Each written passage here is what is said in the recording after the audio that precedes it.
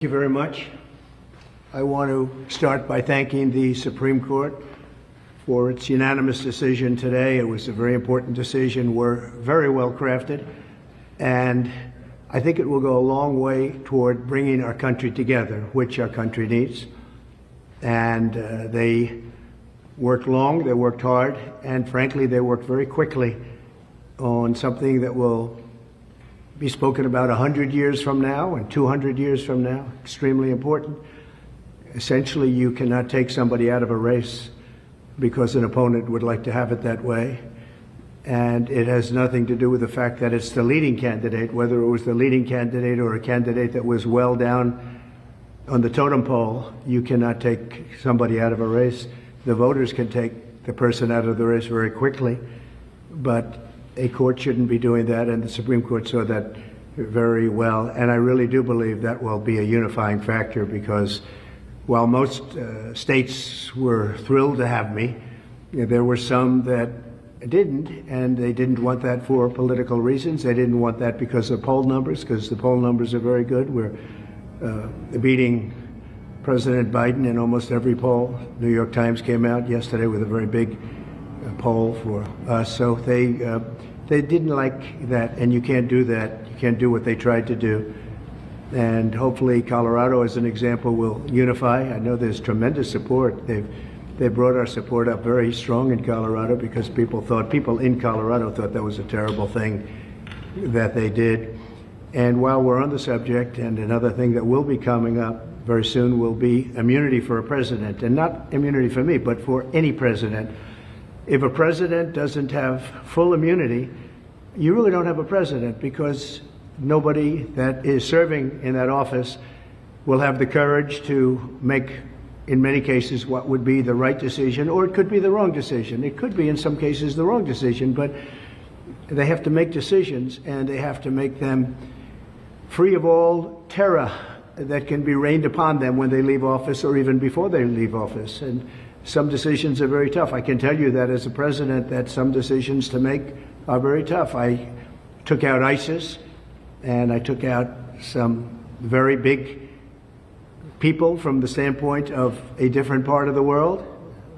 Two of the leading terrorists, probably the two leading terrorists ever that we've ever seen in this world. And those are big decisions. I don't want to be prosecuted for it.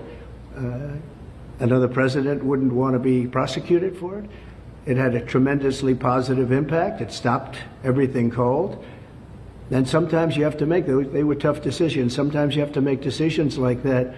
When you make a decision, you don't want to have your opposing party or opponent, or even somebody that just thinks you're wrong, bring a criminal suit against you, or any kind of a suit when you leave office. I have that right now at a level that nobody's ever seen before. I have rogue prosecutors, and I have rogue judges. I have judges that are out of control. And it's a very unfair thing for me, but serving perhaps as a sample to others of what should not be happening when you make good decisions. And in my case, the economy was great. We didn't go into any wars. We totally defeated ISIS. We provided the largest tax cuts in history. We provided the largest regulation cuts in history. But think of it, no wars. We beat ISIS 100% of the caliphate. Then there were no wars. We did a job that was great, but maybe I wouldn't have done that. The caliphate, defeating them, was very powerful. It was going to take 4 years. It took me 4 months, but it was a very strong dictum that I gave. I said, get them, defeat them, end it. We were fighting for 20 years against ISIS, and we did it very quickly.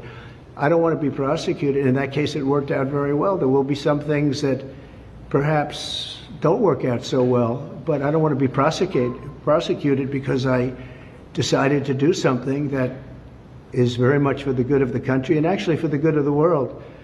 A president shouldn't have that on his mind, and he has to have a free and clear mind when he makes very big decisions, or it's going to be nothing more than a ceremonial post. You'll be president, it'll be a wonderful thing, and you won't do anything because you don't want to be hit by your opponent or hit by somebody else, because who wants to leave office and go through what I've gone through?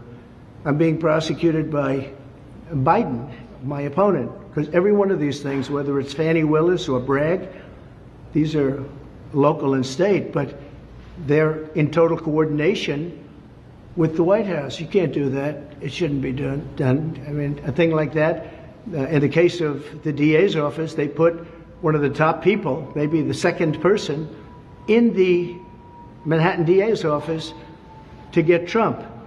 They had a Hillary Clinton lawyer leave the law firm, very prestigious big law firm, leave the law firm to go into the DA's office to get Trump, Pomerantz, Mr. Pomerantz. So he goes in to become a prosecutor, worked for the Democrat Party and Hillary Clinton, goes in to prosecute Donald Trump at a local level, in total coordination with the Department of Justice, meaning Biden. And then you have the Fannie Willis, or as she would say, Fani, F-A-N-I, but Fani. And she hired somebody, knew the person long before this horrible prosecution took place. And she went out and she paid him an unbelievable amount of money, more money than he ever had dreamt possible, much more money than other people that do that for a living. He never did it at all, had no experience in it at all. And they had obviously a conflict. We don't have to go into that, but they were able to get a lot of money because it was a high-profile person. Me, I'm a very high-profile person. So they were able to pay him close to $1 million when he was not equipped to do the job, and she's not equipped to do the job, and that case should end immediately. That case is so conflicted, nobody's ever seen anything like it. And then you have deranged Jack Smith, who's a Trump hater and represents all the Trump haters, and he's going wild. He's just a wild man. He's been overturned unanimously by the Supreme Court. Went after other people over the years. He's had great failure, but he's mean, he's nasty, he's unfair, and the judges on these cases, they're all Trump haters, other than we have maybe one or two that I think can be fair. But you look at New York, what's happened. I mean, these people have tremendous hatred. You can't do this to a president. And again, I'm not talking about me, I'm talking about in the future.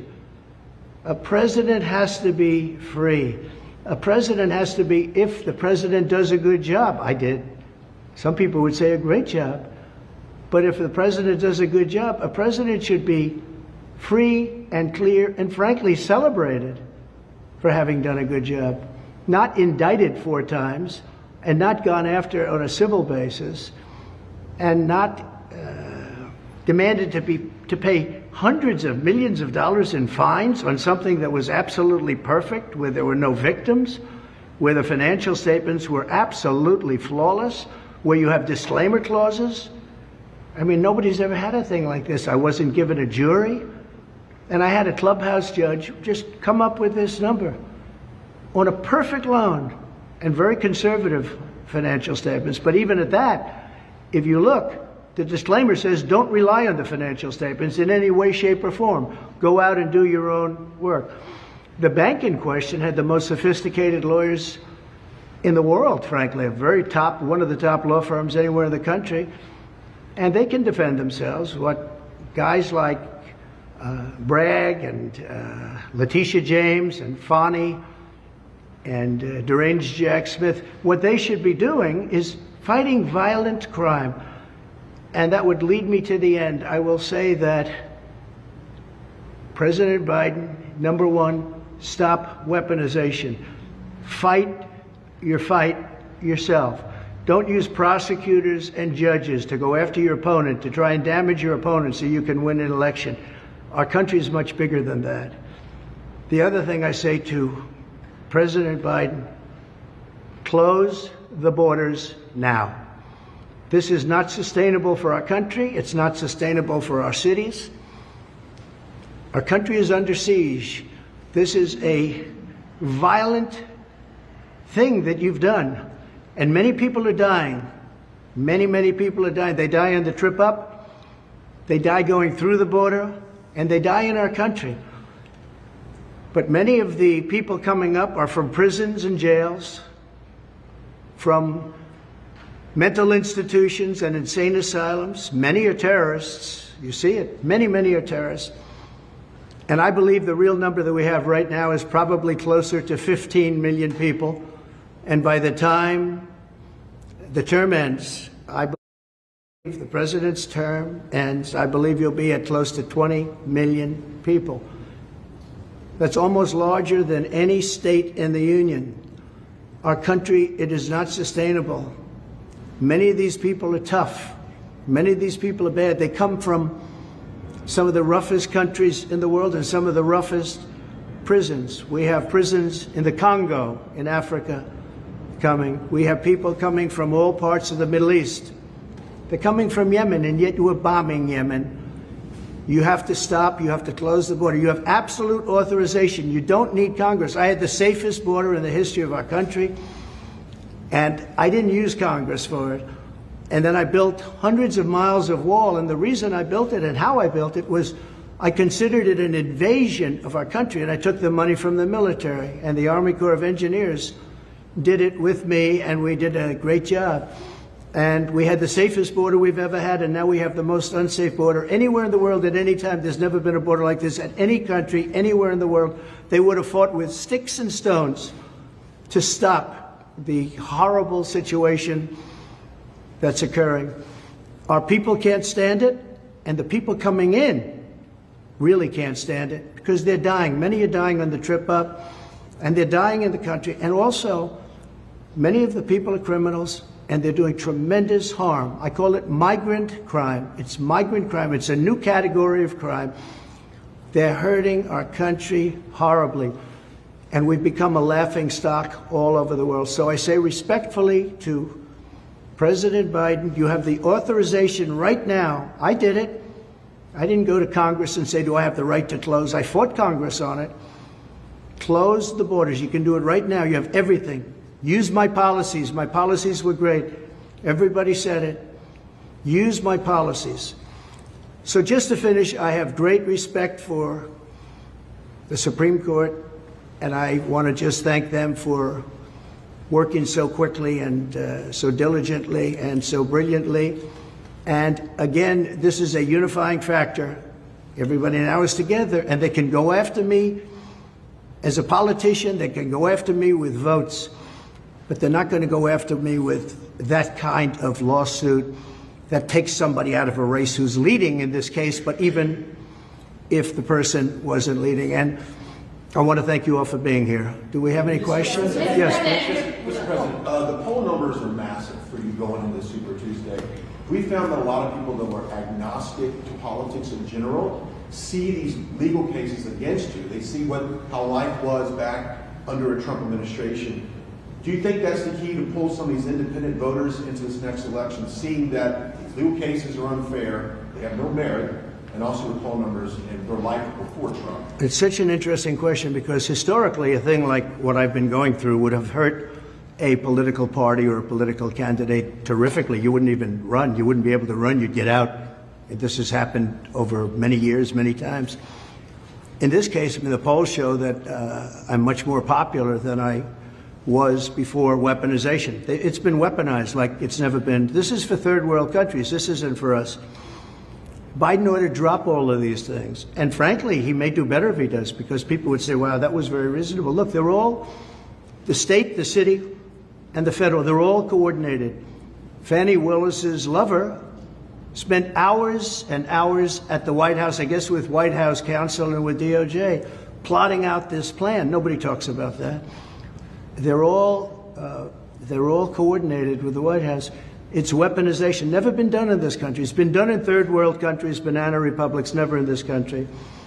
So, as a carrier or owner-operator, it's important to invest in your operations so you can make the most of each load you haul. But without the right tools... So, I really believe what they should do is really go all the way, go out and stop all of this nonsense. They're nonsense cases, and everybody sees it. You just look at Atlanta. It's such an embarrassment to Georgia, what's happening there. But Jack Smith, I don't think, is any better. Letitia James is terrible. She campaigned on, I will get Trump, and then it goes before a Trump-hating judge. I mean, the whole thing is a rigged deal, and the public understands it. I'm lucky that I'm able to explain it to the public, because if you weren't able to explain it, the public wouldn't know. They'd believe what they see. So I don't want to win this way. Look, I want to win based on my policies are better. We're going to cut taxes. We're going to get interest rates down. You're going to be able to buy homes again. I mean, you can't buy a home today. The interest rates are so high. I want to win on safe borders. I want to stop wars. I want to stop the war in Ukraine with Russia. I want to stop what's happening in Israel. Israel would have never been attacked if I were president. Ukraine would have never, ever been attacked if I was president. You wouldn't have had inflation. Inflation was caused by high energy prices. I had low energy prices. I would have kept them there very easily. And it probably maybe caused the war with Ukraine because Putin became rich all of a sudden. It went up so much, and I watched President Biden talking about Putin. Putin became very rich because at $100 a barrel, he's got so much money to fight a war. At $40 a barrel, he doesn't have the money to fight a war. But he wouldn't have done it anyway because I told him not to. So I just want to thank all of you for being here. I think it's a very big day for America. I think it's a very big day for liberty, and I think it's just a great day for this country. Again, I hope it's unifying like I think, but it is. It's a big step toward unification.